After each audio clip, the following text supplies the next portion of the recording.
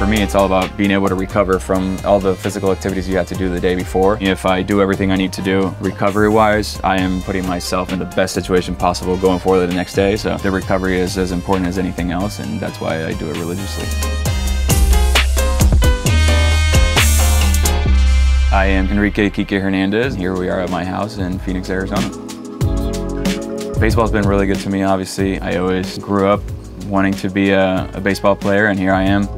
I had core surgery, so I had to make sure that, my core was functioning before I got into my workouts. We by far play the most games out of any other sport. It's a game of failure. You fail 7 out of 10 times, and you're one of the best ever to do it. So you need to keep your mentals in check, and the toll it takes on you physically, it's also mentally draining as well.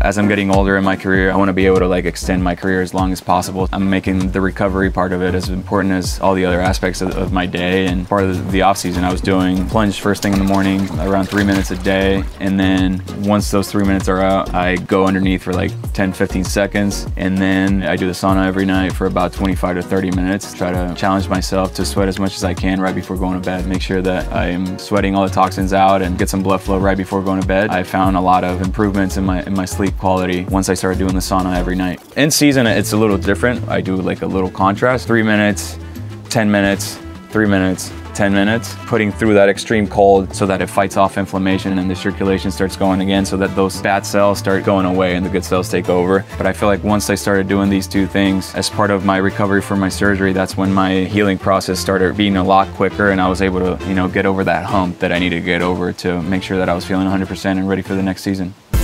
Honestly, besides what it does for me, I think visually it looks amazing. The company did a great job making sure that it does its purpose as a sauna, but it also looks good, and it's just not just some box or something like that that's sitting in your backyard. This looks amazing, and everybody that's seen it so far that comes to my house for the first time, they're all really impressed with it. My wife does the sauna with me every night. She incorporates a cold plunge at any point of the day where she can, and our 3-year-old allows it. Some of my teammates come to the house and they all do the sauna and the cold plunge. My wife gets to bring all the friends and do it as well. It's kind of our routine now before going to bed.